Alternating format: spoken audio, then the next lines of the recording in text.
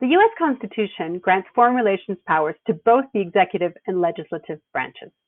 Some powers, like the command of the military, are exclusive to the president, and others, like regulating foreign commerce, to Congress. Others are divided among the two, or they're simply not assigned. As I stated in a previous video, presidents have accumulated power at the expense of Congress over the years, since in times of war or national emergency, the executive branch's ability to move quickly tend to eclipse the legislature, which moves slower. Article 1 of the Constitution enumerates several of Congress's foreign affairs powers, including those to regulate commerce with foreign nations, declare war, raise and support armies, provide and maintain a navy, and make rules for the government and regulation of the land and naval forces. The Constitution also makes two of the president's foreign affairs powers, that to make treaties or appoint diplomats, dependent on Senate approval. The general powers of Congress to lay and collect taxes, to draw money from the Treasury, and then they also have the general power, quote, to make all laws which shall be necessary and proper, unquote, which largely allows legislatures to influence nearly all manner of foreign policy issues. Congress, and in particular the House of Representatives, is invested with the power of the purse, this ability to tax and to spend public money for the national government. So if the executive wants to implement a policy or a program that requires public money spending, they first have to ask Congress's approval and allocation of resources. So in this sense, Congress also plays an oversight role. The annual appropriations process allows congressional committees to review in detail the budgets and programs of military or any other diplomatic affairs, in general, upkeep and maintaining of diplomatic missions, etc.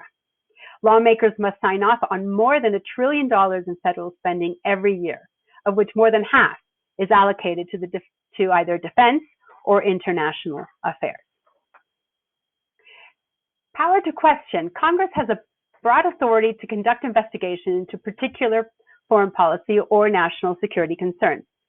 In this sense, they have the power to subpoena, to call to explain and declare their actions, either to department agencies or particular actors.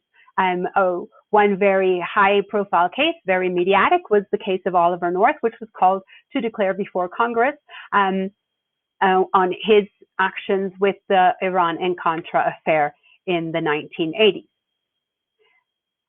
Other high-profile inquiries in recent years have centered around the 9/11 attacks, the Central Intelligence Agency's detention and interrogation programs, and also the 2012 attack on the diplomatic facilities in Benghazi, Libya. Congress also has the power to restructure bureaucracy. They can create, eliminate, or change executive branch agencies, which often happens after a war or a crisis. For example, after World War II, Congress passed the National Security Act of 1947. This one established the CIA and the National Security Council. After the 9/11 attacks, Congress also created the Department of Homeland Security. As far as legislating, there are a lot of things a lot of laws that Congress have passed that have favored in foreign policy. For example, Congress passed legislation in 1977 giving the executive additional authority to act on specific foreign policy issues. This one, the International Emergency Economic Powers Act, authorized the president to impose economic sanctions on foreign entities.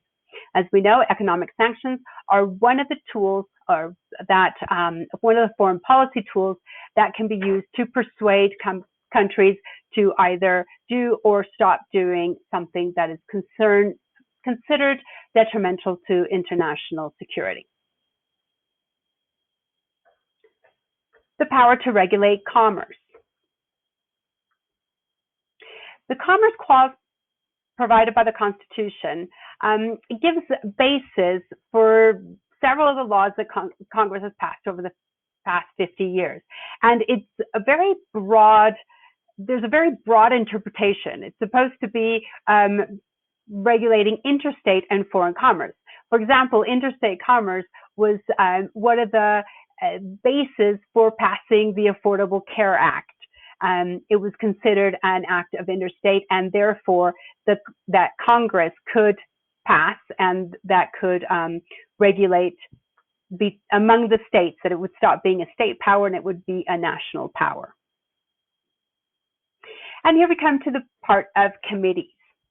Now, committees, from its inception, Congress is divided into several committees.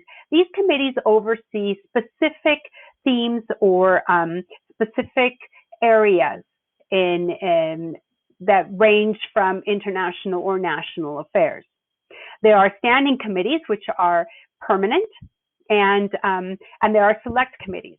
Committees are supposed to review and present to the rest of Congress. So there are so many members of Congress that you cannot have them all be experts in everything. So the committees will make smaller groups where they will gather together, call in experts, and have quite a few advisors to be able to discuss matters and then present their view of expertise in front of the rest of the Senate in one case, or the House.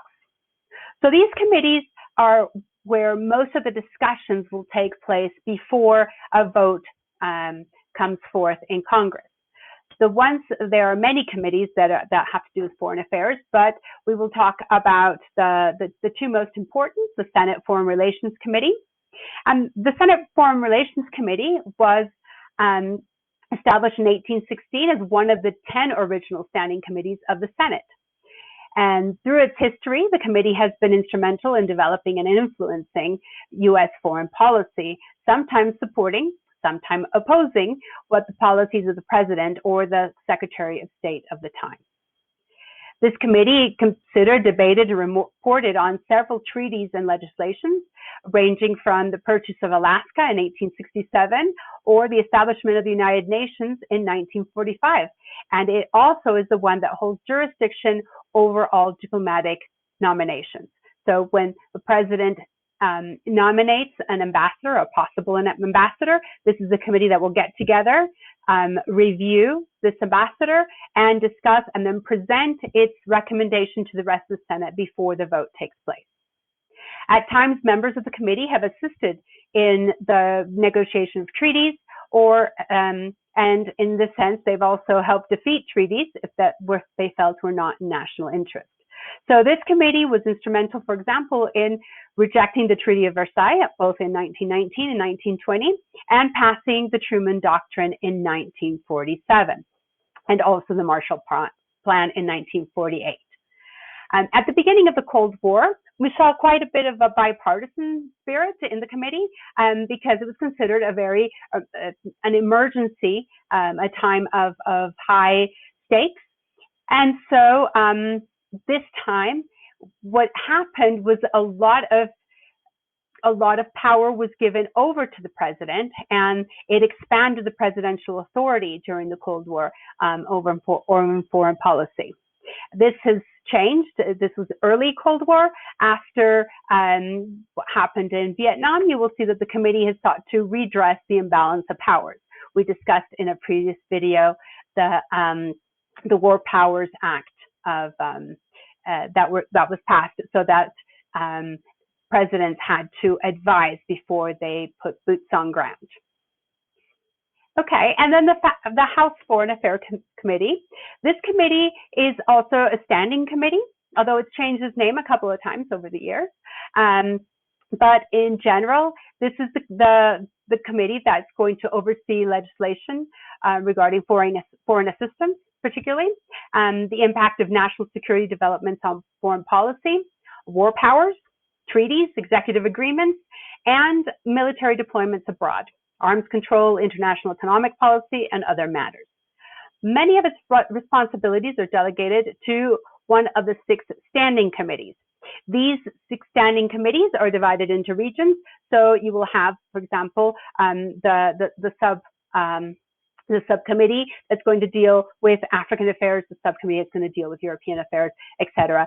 So that the House being much larger than the Senate, they're going to be divided up further so that they can discuss these matters in a small scale and then go forth to a larger scale.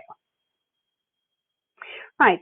Well, this will be the end for Congress, quick video, and then the next videos we will look at other important players that help influence or shape U.S. foreign policy.